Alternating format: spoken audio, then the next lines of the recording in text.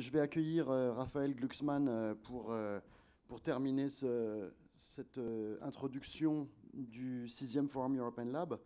Je ne sais pas si Raphaël est encore dans la salle, je pense que oui. Avant de l'accueillir, je voudrais vous lire quelques extraits de son introduction très très brièvement. Il y a 2 ou 3 petits chapitres de l'introduction de Génération Gueule de Bois qui ont beaucoup circulé dans les bureaux d'Artifarty et qui ont fait que nous avions envie qu'il soit avec nous aujourd'hui pour introduire ce forum. Le double défi qui nous est lancé, pardon Raphaël, je te lis. Le double défi qui nous est lancé exige une réponse de fond. Nous devons transformer nos sentiments vaguement humanistes, notre attachement feignant à la liberté, nos paresseuses intuitions mondialistes en une vision, un projet, une idéologie. Le réveil a sonné. Notre génération, endormie par les fables de Wall Street ou de Stanford sur la globalisation heureuse, est sommée de descendre dans l'arène. N'idéalisons pas le sommeil dont nous sommes si brutalement extirpés. On nous avait dit que nous étions libres, et nous avions répondu à coups de mirador et de barbelés, de murs et de Valium. Nous étions sans frontières, et notre club d'élus était gardé 24 heures sur 24 par des videurs surarmés, repoussant les gueux prêts à mourir en Méditerranée pour en forcer l'entrée. Nous avions tout pour être heureux, et nous battions des records de consommation d'antidépresseurs. Nous avions transformé l'émancipation de l'espèce en manne pour les entreprises pharmaceutiques et le BTP. Tout était à portée de main et nous n'accordions de prix à rien. Il était interdit d'interdire et nous étions sages comme des images. Fais ce que tu voudras avait donné naissance au principe de précaution. Les grands périls évaporés, le moindre risque devint l'ennemi. N'ayant plus rien à craindre, nous avions peur de tout. Nous avions gommé les aspérités de nos vies à tel point que nous doutions de notre existence. Nous avions droit à Charlie Hebdo, mais nous ne l'achètions plus. L'adversité ou la prise de conscience que l'adversité existe, irréductible, peut nous sortir de notre abouli. Il n'y a plus le choix. Si nous voulons préserver ce que nous pensions acquis, faire vivre ce que nous croyons inné, il est temps d'échanger nos fringues postmodernes pour des bleus de chauffe, de cesser de croire au laisser-faire, laisser-passer. Sommes-nous armés pour cela ? Peut-on avoir grandi en Europe de l'Ouest dans les années 80, 90 ou 2000 et trouver en soi les ressources intellectuelles, psychiques, physiques nécessaires à la lutte? Et c'est Raphaël Glucksmann qui va essayer de nous répondre. Merci beaucoup.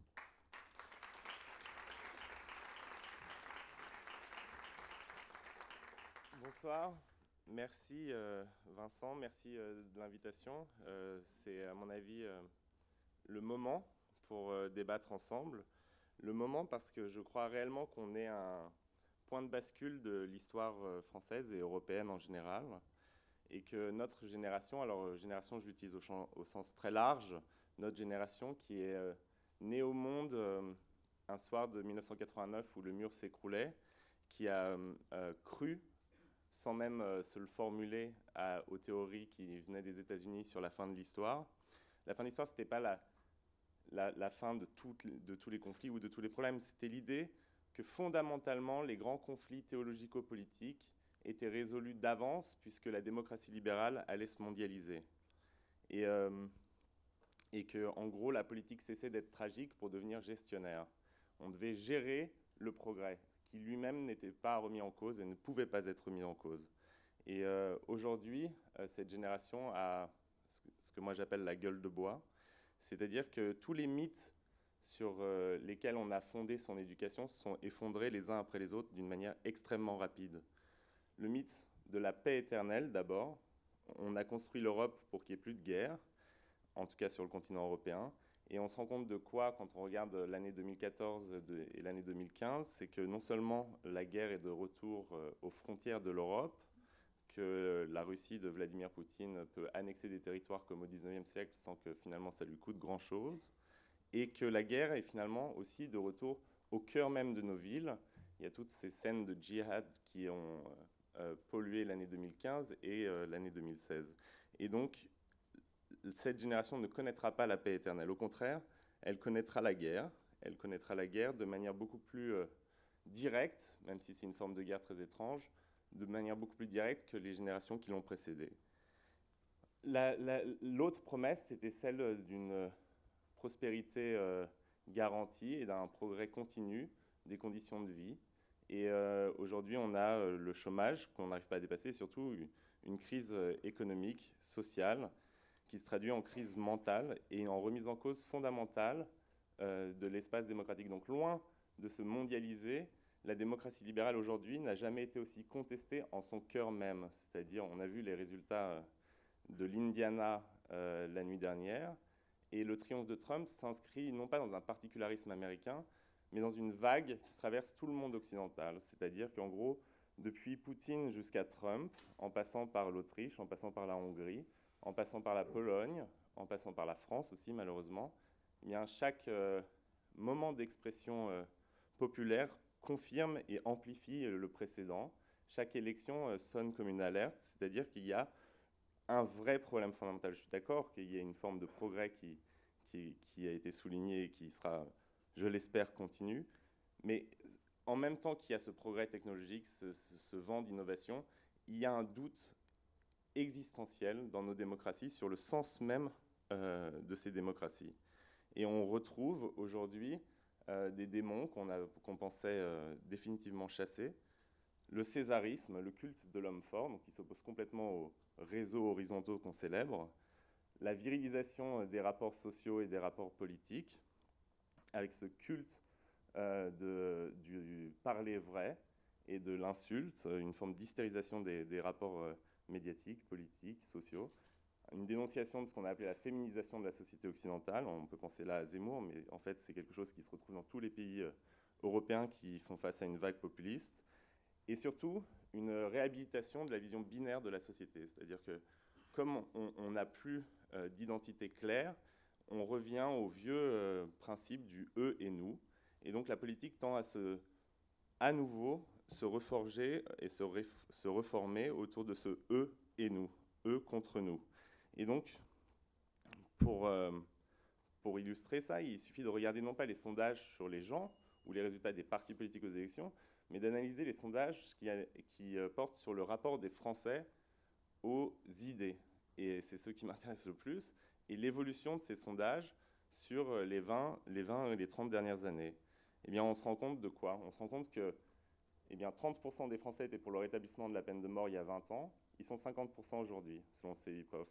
Que l'appartenance à l'Union européenne, non pas l'euro ou telle politique européenne, mais l'appartenance à l'Union européenne dans son ensemble, était remis en cause juste par 22% des gens il y a 20 ans. Et aujourd'hui, les gens qui disent que c'est une bonne chose d'appartenir à l'Union européenne viennent de passer sous les 50%. Et on peut le prendre aussi sur la question de l'immigration. 50% des Français trouvaient qu'il y avait trop d'immigrés en France il y a 20 ans, ils sont aujourd'hui 68%. Et donc, il y a un basculement idéologique. Et le basculement idéologique, c'est pour ça que c'était très important pour moi de venir à European Lab, il est plus clair que sur tous les autres sujets sur la question européenne. En gros, jamais depuis 1945, le projet européen en tant que tel n'a été aussi fortement et aussi profondément remis en cause. Et en réalité, le problème qui se pose à nous, c'est que la manière dont l'Europe a été construite, en privant Bruxelles de représentativité directe politique et de parole politique directe, eh bien, rend la technostructure européenne fondamentalement incapable, on ne peut pas la blâmer de ça, fondamentalement incapable de répondre aux questions profondément politiques, voire métaphysiques, qui sont posées à elle par les peuples européens.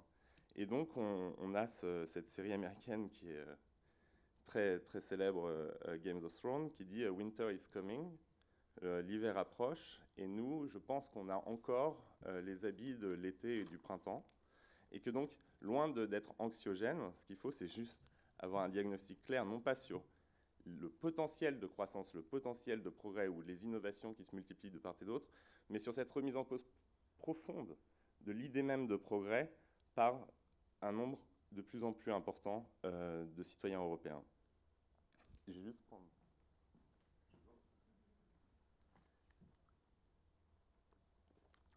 Et pourquoi c'est pour moi très important de venir ici, c'est que, comme l'ont souligné les autres intervenants, la défaite qui est soulignée par ces sondages est d'abord une défaite culturelle. Je vais entendre la culture non pas au sens de telle ou telle manifestation culturelle, mais la culture au sens large. La culture au sens large qui n'est pas du tout, comme on peut le croire quand on fait de la politique, du domaine du superficiel. La culture au sens large, c'est ce qui détermine une atmosphère dans une société. C'est ce que Gramsci, qui est un philosophe marxiste italien hétérodoxe du début du siècle, définissait comme la métapolitique. C'est ce qui, en gros, instaure des rapports de force culturels dans une société, des rapports de force idéels, des rapports de force philosophiques, et qui se traduisent, ces rapports de force, en rapports de force politiques par la suite. Et que donc, la culture, quand on parle de culture, on parle non pas de quelque chose qui est en bout de course dans l'échelle des importances sociales, mais qui est au principe même. Et c'est toute la force de la pensée de Gramsci, qui s'est fait critiquer par les marxistes traditionnels, parce qu'il, en gros, se posait la question de savoir, mais il y a la crise économique et sociale, le prolétariat devrait triompher, il devrait y avoir des révolutions communistes partout, et au contraire, on assiste en Europe au triomphe des forces les plus réactionnaires dans les années 20 et 30. Comment on explique ça? Eh bien, il explique ça de manière très juste, par le fait que les rapports sociaux et économiques sont subsumés et dépassés par des rapports de force culturels, et que ces rapports de force culturels étaient déjà à l'époque hostiles à l'idée même de progrès. Et donc, ce qui s'est passé dans les années 70 et 80, pendant que les forces progressistes et les élites républicaines s'endormaient, eh bien, Gramsci, lui, a été kidnappé par les penseurs de l'extrême droite naissante, en particulier un penseur qui s'appelle Alain de Benoît, et qui est le père spirituel de l'extrême droite française actuelle, mais pas seulement, qui est aussi le père spirituel d'intellectuels russes qui ont fondé le poutinisme, comme Douguine, ou de penseurs hongrois proches de Jobbik, qui font tous référence à Alain de Benoît parce qu'il a compris, lui, que l'extrême droite ne pourrait plus prendre le pouvoir par des putschs, mais qu'elle pourrait le prendre, ce pouvoir, en défaisant une à une nos convictions culturelles les plus ancrées. Et que la scène métapolitique, la scène culturelle, était le lieu où devaient avoir lieu les principaux combats. Et donc, en fait, ce à quoi on a assisté, sans s'en rendre compte, sans le savoir, sans vouloir le voir, c'est une forme de contre-révolution culturelle où tous les principes d'ouverture, de vivre ensemble, de droits de l'homme, que des élites paresseuses avaient réduits à des formes de slogans, ont été retournés et sont devenus des formes d'insultes, comme métissage, pluralité, droit de l'hommisme, et construction européenne, et que ce retournement-là se traduit aujourd'hui politiquement, mais qu'il a lieu depuis 20, voire 30 ans. Et il y a eu une forme de disjonction qui s'est établie à gauche, qui est très étrange, entre la culture et la politique. C'est-à-dire que la culture devenait, en gros, une forme de manifestation de festival permanent, quand la politique, elle, devait être une gestion arithmétique des choses, et qu'à l'inverse, dans ce qu'on a appelé la nouvelle droite, eh bien, il y a eu une forme de symbiose entre des intellectuels, des politiques et des gens de culture qui ont, en gros, repris à leur compte cette tradition française d'une culture politique. Et c'est pour ça que je pense que ce forum est essentiel et que les débats qui vont avoir lieu sont essentiels, parce qu'il faut absolument travailler à cette nouvelle jonction, c'est ce que fait Vincent et son équipe, c'est cette nouvelle jonction qui permettra vraiment d'être efficace dans la lutte à la fois culturelle et politique contre le repli, le rejet et toutes les idéologies qui, aujourd'hui, menacent d'emporter la construction européenne. Car pour moi, le défi, alors je sais que c'est un terme qui a très mauvaise presse, mais le défi, c'est pas de retomber dans du dogmatisme, mais c'est quand même de parvenir à réidéologiser la discussion politique, la discussion sociale. Pas l'idéologie au sens du dogme qu'on est censé appliquer ou la manière dont les communistes ont, dans le passé, utilisé ce terme, mais la recherche d'une explication cohérente du monde et d'une transformation de celui-ci en fonction de cette explication. C'est ça que permet en fait la jonction de la culture et de la politique. Et c'est ça qui a été complètement abandonné, puisqu'à partir du moment où on considère qu'il y a une sorte de main invisible qui mène le monde, eh bien on n'a plus besoin de chercher à le transformer. Et donc c'est cette jonction-là de la culture et de la politique qui n'est pas prise ici évidemment comme rivalité partisane, mais comme affrontement d'idées, c'est cette jonction qui permettra, j'en suis sûr, de sauver l'idée européenne.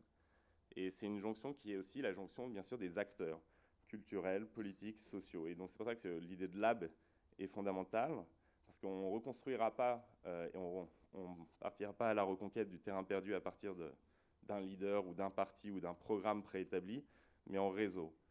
Et ça, c'est à mon avis l'idée fondamentale, c'est que on est tous d'accord ici pour dire que le monde s'horizontalise, que donc il y a des réseaux qui deviennent plus importants que les chapelles d'hier et que les verticalités d'avant-hier.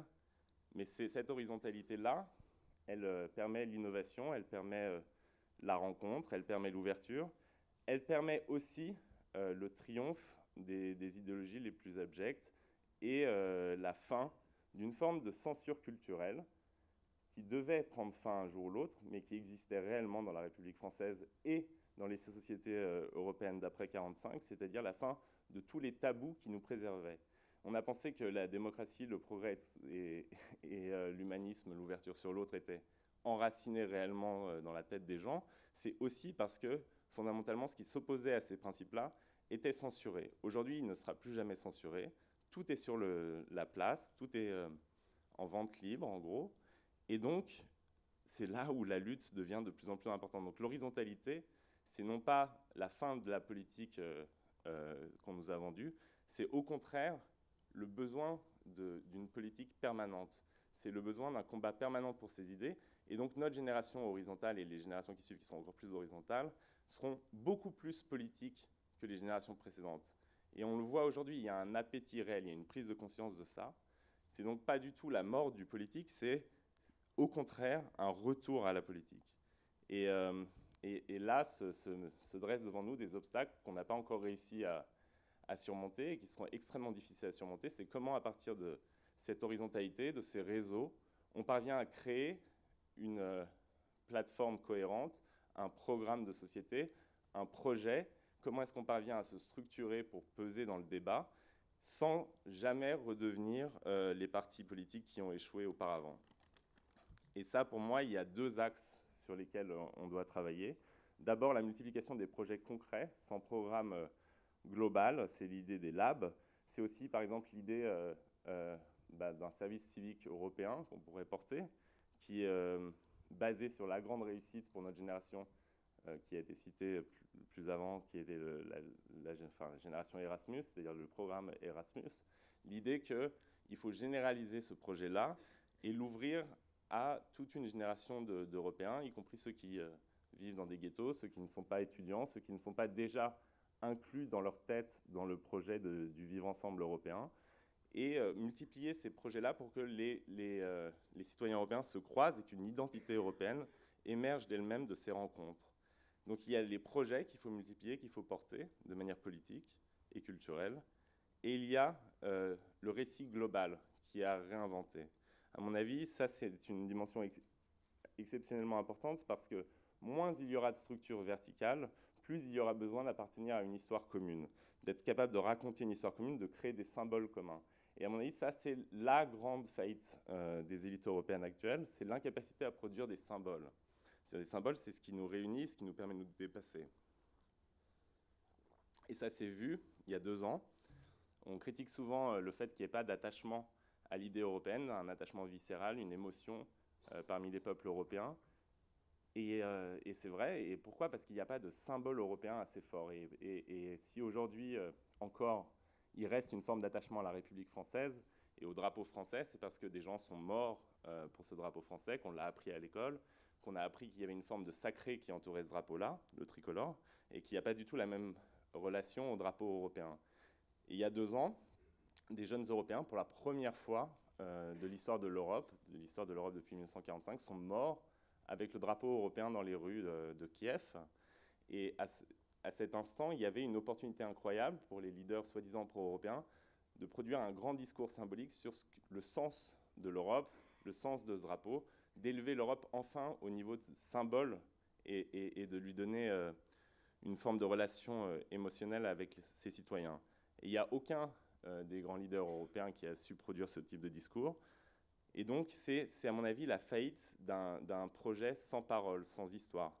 Et ça, à mon avis, c'est l'enjeu principal pour quelqu'un qui écrit des livres, c'est comment est-ce qu'on peut raconter une histoire sur l'Europe aujourd'hui. Et comment est-ce qu'on peut revenir à une forme de récit, à la fois un récit français et un récit européen qui puissent se rencontrer, qui puissent vivre ensemble, qui puissent se nourrir l'un l'autre. Vous savez, nous venons d'un système scolaire qui nous apprend à lire nos grands auteurs, et il y a sans doute le plus grand, comme disait Malraux, malheureusement le plus grand auteur français, Victor Hugo, qui a écrit un texte que je me dois de citer aujourd'hui, puisqu'on parle d'Europe, et qui est, à mon avis, le programme de notre génération. Et ce texte de Victor Hugo sur les États-Unis d'Europe, prononcé en hommage je le recherchais pour ça, prononcé en hommage à la Révolution de 1848, et ben, il commence ainsi: plus de frontières, plus de douanes, plus d'octroi, le libre-échange, flux et reflux gigantesques du numéraire et de denrées, industrie et commerce vintuplés, une monnaie continentale, la fraternité engendrant la solidarité, le crédit de tous étant la propriété de chacun, le travail de chacun, la garantie de tous. Liberté d'aller et de venir, liberté de s'associer, liberté de posséder, liberté d'enseigner, liberté de parler, liberté d'écrire, liberté de penser, liberté d'aimer, liberté de croire, toutes les libertés faisant faisceau autour du citoyen gardé par elle et devenu inviolablement européen. Dans la vieille cité du 10 août et du 22 septembre, déclarée désormais la ville d'Europe, une colossale assemblée, l'Assemblée des États-Unis d'Europe, arbitre de la civilisation, sortie du suffrage universel de tous les peuples du continent, traiterait et réglerait, avec l'aide de la presse universelle libre et européenne, toutes les questions, et ferait de Paris, au centre du monde, un volcan de lumière. Alors, il ne s'agit pas de faire de Paris un volcan de lumière ou de transférer l'Europe de Bruxelles à Paris, mais il s'agit de comprendre que, fondamentalement, ceci reste le programme de notre génération, c'est-à-dire que c'est quelque chose qui est une vision qui n'a toujours pas été rencontrée et qui, fondamentalement, suppose que nous réinvestissions le domaine symbolique, littéraire, imaginaire, culturel européen, et que nous transformions l'Europe, qui pour la majorité de ses concitoyens est un ensemble de règles et de directives, en un projet quasiment poétique. C'est ça tout l'enjeu, à mon avis, de la rencontre de la culture et de la politique. Et je pense que c'est le bon lieu pour le faire, puisque Lyon, de toutes les villes françaises, est sans doute le principal carrefour européen, avec Strasbourg peut-être, et surtout le lieu où la première révolution technologique majeure de l'Europe a touché la France en premier, c'est-à-dire l'imprimerie. C'est la ville du livre, la ville où les humanistes ont su amener la Renaissance à la France. Et c'est pour ça que je pense qu'encore plus que reconstruction, je crois qu'on vit vraiment une période de Renaissance. Mais la période de Renaissance, c'est pas quelque chose qui mène, cela sera ma divergence de juif ashkénaze pessimiste avec notre ami, je ne pense pas que ça mène naturellement au progrès, qu'il s'agit juste de ne pas avoir de discours anxiogène. Non, la Renaissance, c'est un moment de bascule où le progrès est possible, mais le pire aussi. Et pour continuer sur Gramsci, oui, un nouveau monde est possible. Oui, un ancien monde est en train de mourir et il ne s'agit pas de vouloir le sauver. Mais ce qui est certain, c'est qu'entre les deux naissent les monstres. Et que les monstres sont là, face à nous. Les monstres sont ressurgis du passé. Et que la crise que nous vivons, qui peut, de toute façon, ne peut pas être niée, et il ne s'agit pas de revenir en arrière, la crise que nous vivons est une crise, je pense, une crise des principes européens, et qu'il y a deux manières de sortir d'une grande et grave crise. On l'a vu dans les années 30, c'est soit de basculer dans la haine, le conflit, et ça c'est toujours possible, ça a donné le fascisme, mais il y a aussi aux États-Unis une autre manière de sortir de la crise, c'est le New Deal de Roosevelt. Donc je pense que là on est vraiment à un moment où il y a besoin d'un New Deal, d'une nouvelle donne, d'un nouveau contrat social, et que la culture, en fait, écrira ce contrat social qui va prendre 10, 20 ou 30 ans à être écrit, mais qui dépendra totalement de l'atmosphère culturelle dans laquelle il sera écrit. Et fondamentalement, c'est dans les moments de crise, en fait, qu'on a le plus besoin de la culture. On pourrait penser que oui, mais quand il y a du chômage, quand il y a de la misère, quand il y a des doutes politiques profonds, c'est pas le moment de faire des festivals, c'est pas le moment de faire des rencontres culturelles. Et je pense au contraire que c'est précisément quand l'attachement aux principes, l'attachement aux institutions, l'attachement à son identité qui devient trouble, que quand cet attachement est compliqué, quand il est mis en danger, c'est là où les gens ont le plus besoin d'idées et de culture. Quand tout va bien, en gros, la culture peut se résumer à n'être que un divertissement. Mais quand les choses sont en danger, quand les principes mêmes sur lesquels on a fondé nos sociétés sont en danger, c'est là où la culture devient nécessaire. C'est là où la culture, en fait, est indépassable. Et que sans ça, sans ces labs, sans la multiplication de ces labs, eh bien, je pense sincèrement que malgré toutes les innovations technologiques du monde, nous perdrons ce que nous avons de plus cher, c'est-à-dire l'aventure européenne. Merci.